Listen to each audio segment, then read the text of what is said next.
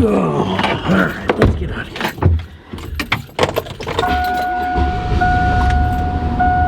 Alright. Really? Well, if you're like me and your GMT800 has decided it's nothing or wind tunnel, you and I need to talk. In this video, we're going to get our HVAC system back in order and get this fan fixed. And don't worry, this fix shouldn't break the bank. Let's get started.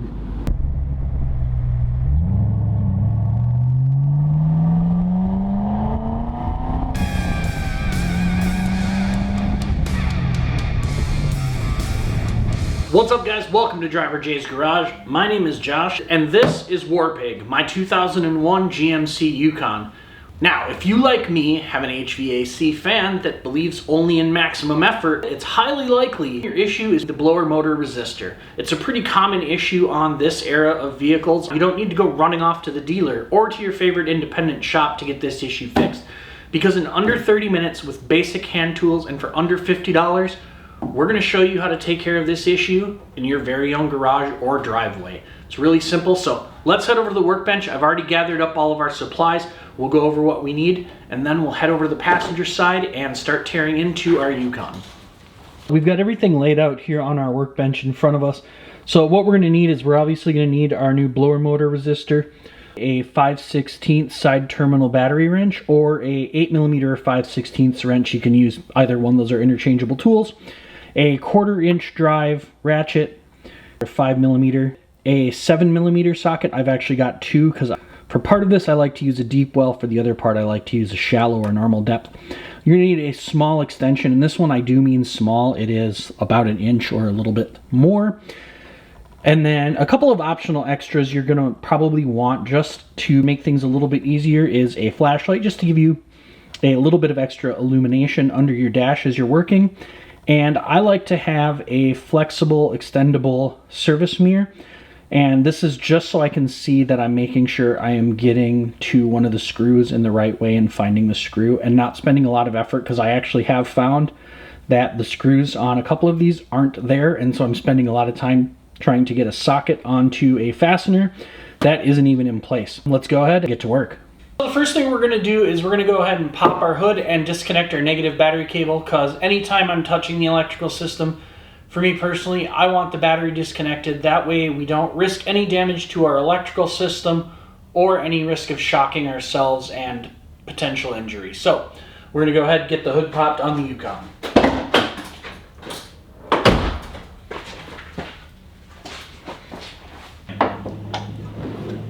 Roll up.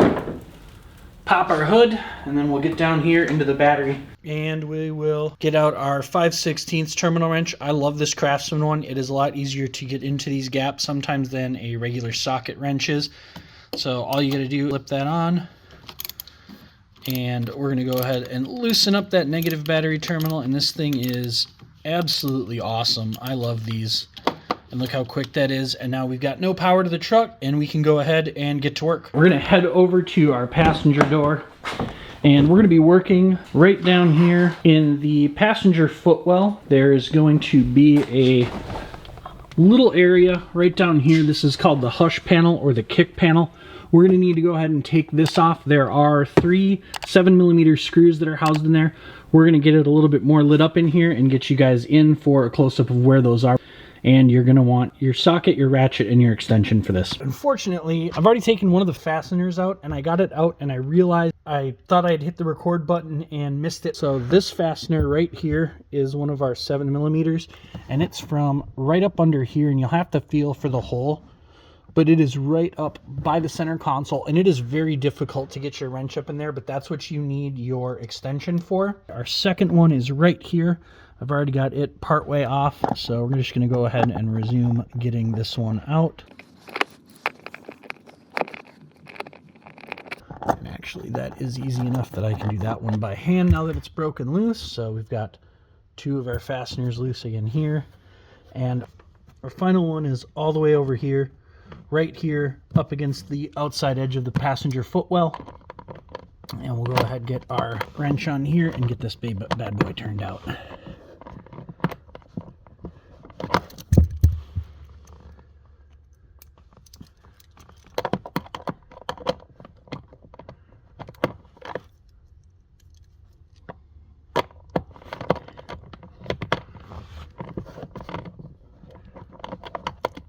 we go. Got it broken loose, and now I like to just do these by hand once I get them broken loose.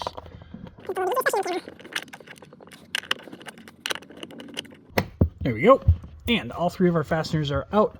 We're going to go ahead and set these guys off in our center console so they don't get lost. From there, we're going to go ahead and just grab the panel and gently pull it forward and down, and it should release. And the reason why we're a little gentle as we do that, and I get that set up off out of the way, is it does touch onto these vent outlets here and can catch on those. And I have seen people break those taking it off. Now, the part we're looking for is right here. It's got two 5mm bolts on it right here and right here at the back. All you got to do is spin those out and then disconnect the connectors.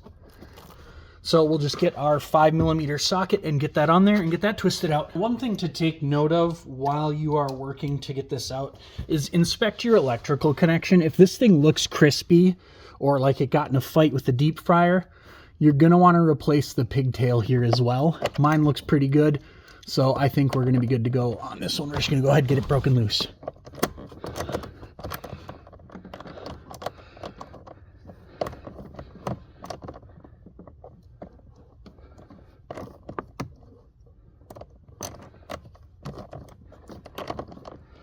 Now that that's broken loose, it's just easier to spin that out by hand. And again, for this next back one, because of where it's positioned, you may want your extension on your socket again. So I'm gonna go ahead and throw the extension on.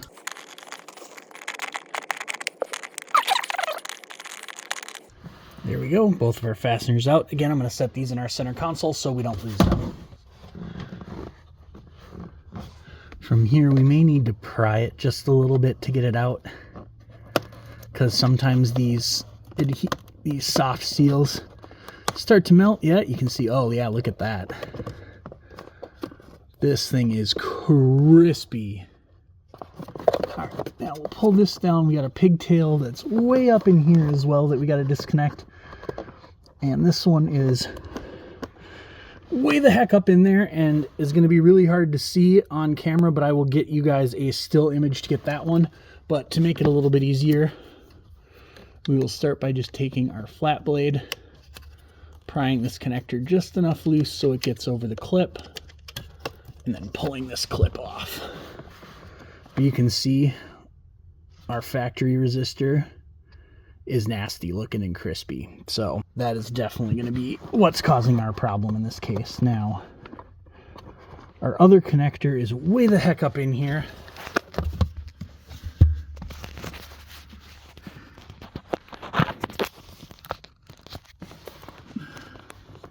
And you can see it goes into the side here of the blower motor.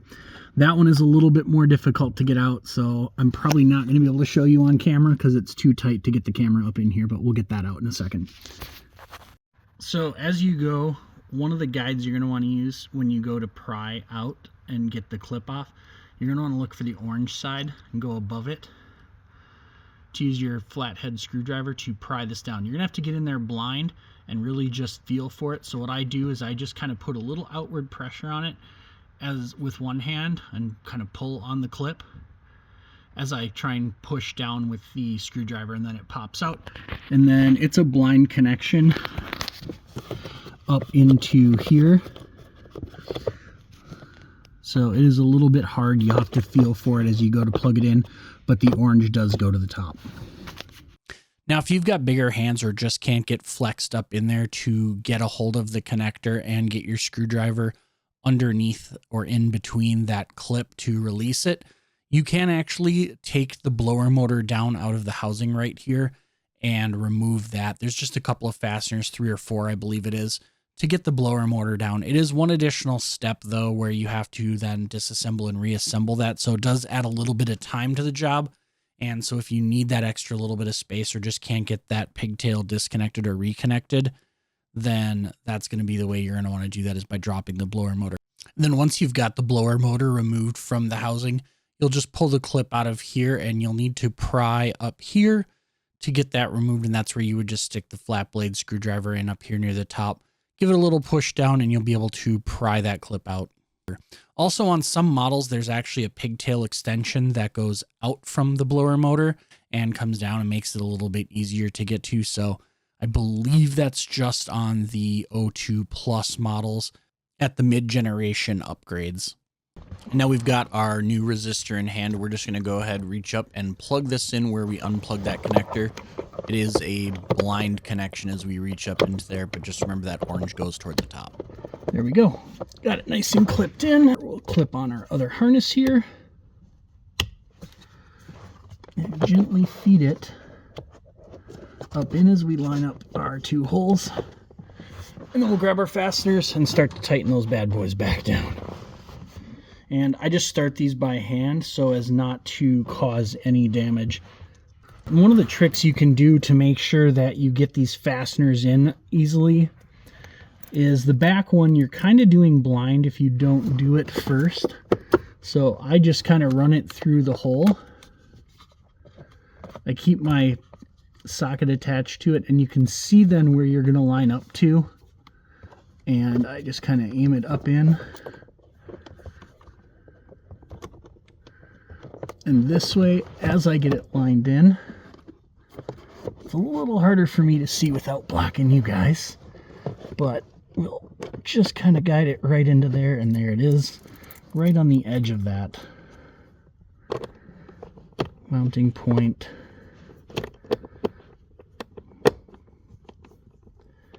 And we'll just get it one twist in for now until we get both in, and then we will level those out and get them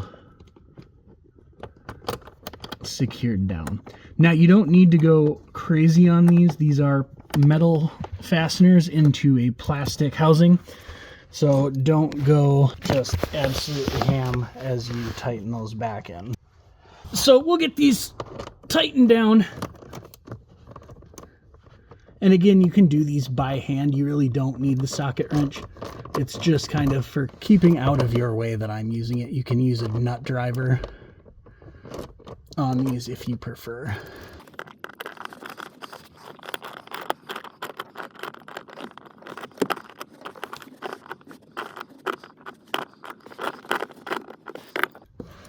All right, there we go. Okay. Now that we have our blower motor resistor bolted down, before we go ahead and re-secure the kick panel / hush panel, we're gonna wanna go ahead and hop into the driver's seat and test things out. So let's pop over there, reconnect our battery the opposite of the way we disconnected it, and then go ahead and fire up the truck and give our blower motor a test.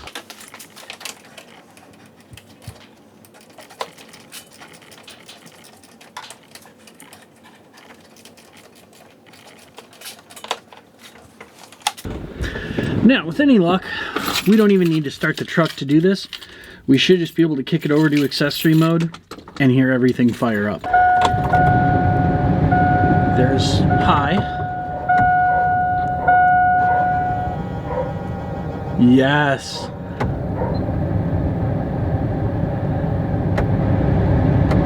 Look at that. We've got all of our speeds back. One simple little fix. Beautiful. Now, there is a while you're in here fix, and while we have that kick panel off, it's a good time to replace the cabin air filter, which is located right under that same kick panel. And it just makes it easier to do while we're in there. I'm going to go ahead and post another video for that. You can go ahead and check out the link to that up here in the corner, as well as there will be a link to it down in the description down below. From here, now that we're done testing, we can go ahead and button things back up. We're going to go ahead and kick that kick panel back on and finish the job out. Get that back into place, making sure that we align it to our vents as we do. And I just kind of stick my hand down there and go for feel on that.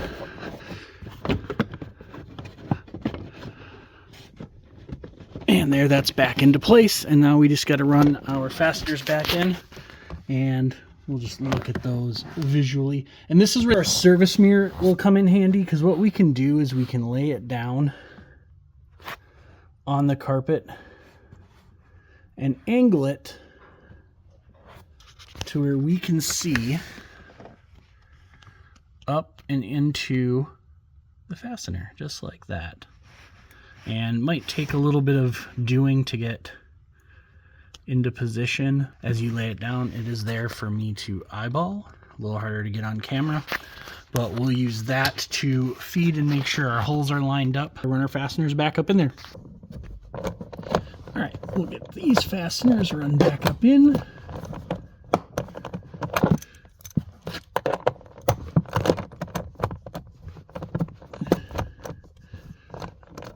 And that'll wrap up the underside of the job. So pretty easy to get everything done. It is a little bit difficult to line up everything blind, but that's why we have our little service mirror handy, and we can just kind of feel around up there too. So there is our other connection right up here, and we'll go ahead and run the next fastener in there. That's it for this one, guys. If this video was any help for you, I would appreciate it if you hit it with a like. That really tells the YouTube algorithm that this video is worth your time and worth others' time, as well as encourages me to make more content like this. And if you want to subscribe to Driver J's Garage, we do lots of work on different vehicles here at the garage, including the GMT800 platform, the E46 platform, and the F36 platform. So guys, thanks for watching. We'll catch you in the next one. Take care of yourselves. Peace out.